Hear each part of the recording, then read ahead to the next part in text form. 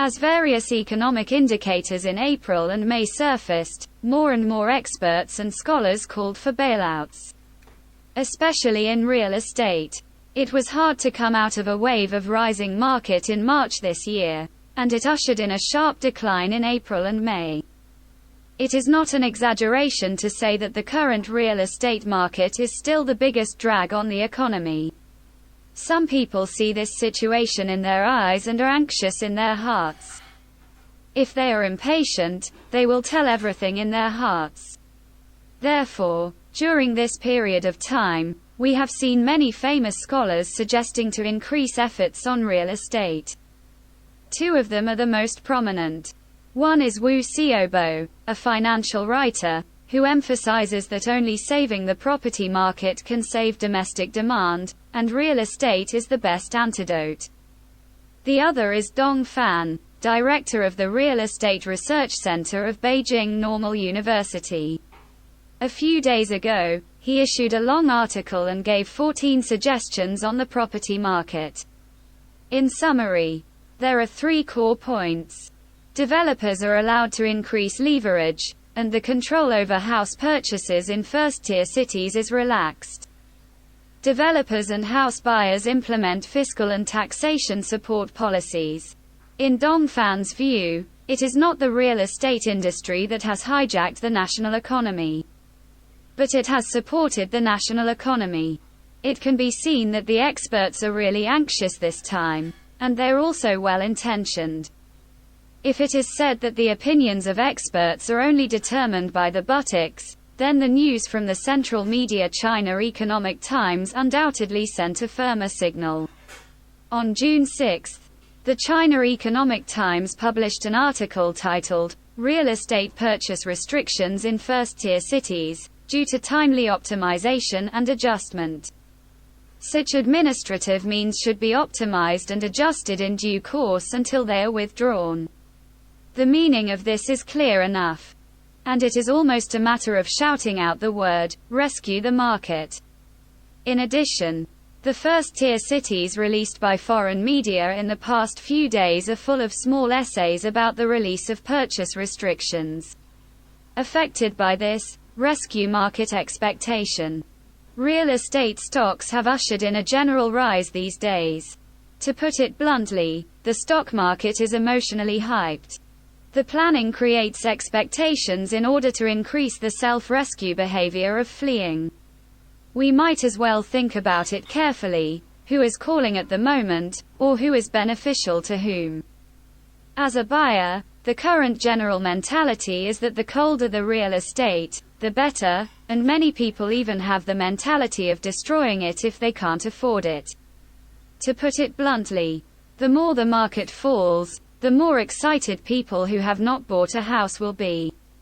Of course, many people who have already bought a house but live on their own can actually accept the rational correction of the market, and it is the seller who is really anxious. The house is not easy to sell. The transaction volume has declined, and with the price drop, especially investors, developers, real estate agencies, banks, etc. have business volume requirements. They need to pay back, make money, support the team, and have a basic cost expenditure. However, the current market has not been doing well. They only spend money and do not make money. Many companies can barely support their basic operations, especially those who have increased leverage and received orders at high positions in the past few years. No one took over the house here. The local government level cannot be calm, because real estate plays a too great role in the source of local finance and in supporting the development of the local economy. According to public information, only Beijing, Shanghai and Shenzhen are the cities with less than 50% of the country's land financial dependence. First-tier cities like Hangzhou have an annual tax revenue of more than 100 billion for land sales and real estate. These financial sources are the confidence for cities to engage in infrastructure construction. In the past 2 years, real estate has been cold. In 2022, real estate sales will shrink by 4.8 trillion yuan, land sales revenue will decrease by 2 trillion yuan, and real estate investment will grow negatively. This makes it difficult for local governments to build a development model centered on real estate. So we see that many places are full of chaos due to financial pressure. For example, in some places, municipal parking spaces are packaged and sold to companies for operation, making a lot of money. For example, in some cities, the operation rights of scenic spots are packaged and auctioned at one time. One-time packaging, priced at 180 million. There are also some poor and crazy cities that put the mountains and trees in the city into the company, turn them into assets, and then package them up and sell them or mortgage them. Of course, the most common method used by most cities to generate financial revenue is forfeiture. Since 2022, fines and confiscations in many places have risen sharply. A large number of fines have not only accumulated private cars, but also caused many large car drivers to suffer. To sum up, from the perspective of sellers, local governments, and urban development, we should indeed continue to rescue real estate. But the real situation gives people the opposite feeling.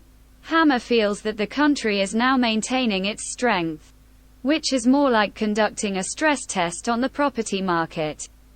As long as the data can be seen in the past and will not affect the overall economic situation, it will not be vigorously shot. As far as the core purpose of real estate is to accelerate the clearing of the real estate bubble, it is obvious that this is exchanging time for space, real estate and moisture, and at the same time wanting to get rid of excessive dependence on real estate. Should real estate be saved? 3 years ago, this was a multiple choice question, but today, it has become another question. Can real estate be saved? In fact, over the past year or so, the bailout of real estate has never stopped. Take this year as an example. As of now, more than 150 cities across the country have accumulatively adjusted more than 280 times. So why is the real estate still not up? The reason is not complicated, and it can be explained in one sentence. The real estate enterprises are not allowed to increase leverage, and the residents' leverage cannot be increased. Moreover, policies always focus on enterprises and banks, and they are all working on the supply side, and the demand side that should really be done is not enough. Judging from the data released by the central bank, in the past 3 years, the debt ratio of the household sector has not risen but has fallen. There are 2 reasons for this result. One is that in the past few years, the debt to buy a house was too fierce. After the economic downturn and income drop, many families can't bear it anymore. Now they are in a spontaneous deleveraging cycle. The second is that the expectations for the future are seriously insufficient, and they dare not increase leverage. Especially when buying large-scale purchases such as houses and cars, they are becoming more and more rational. A few days ago, Jubian conducted a questionnaire survey on the internet about the household income of residents in the past 2 years. There were 84,000 people who participated in the survey. The income of 10,000 people is declining, and this ratio is as high as 50%. This is the fundamental reason why people do not buy houses and do not consume. If it is only in the 3rd and 4th tier cities, everyone's willingness to buy houses will be transferred. The current situation is that even the houses in the 1st and 2nd tier cities are selling more and more. The latest data shows that the number of second-hand housing listings in the 4 major first-tier cities has reached a new high, with over 140,000 units in Beijing, 200,000 units in Shanghai, 130,000 units in Guangzhou, and 54,000 units in Shenzhen. In addition, the sales of new houses in the 4 major first-tier cities fell by 22% month-on-month in May, which shows that the turning point of the market has come. Fierce. The hammer means that the real estate industry must of course be rescued. Because the real estate industry is related to the stability of the overall economy and has a greater impact on employment, but how to save it scientifically is the key. To put it simply, we can't have both, and we should accept the occurrence of some inevitable trends, and we should make appropriate concessions to the people. First of all, at the macro level, it is necessary to consider the occurrence of systemic financial risks, and the general tone should be neither stimulus nor intervention. In fact, the large water release stimulation used in the past has been proved to have weaker and weaker marginal effects, and more side effects. Secondly, the invisible hand underpins housing prices, and developers are not allowed to sell houses at a discount to get money back. This method of forcibly maintaining housing prices will only be counterproductive. The hammer is still the same sentence. When housing prices rise, they can't hold back, and naturally they can't hold back when they fall. Furthermore, to accelerate the promotion of bailout housing, so that those who have already bought houses can take over the house earlier. This is what should be done to save the confidence of house buyers.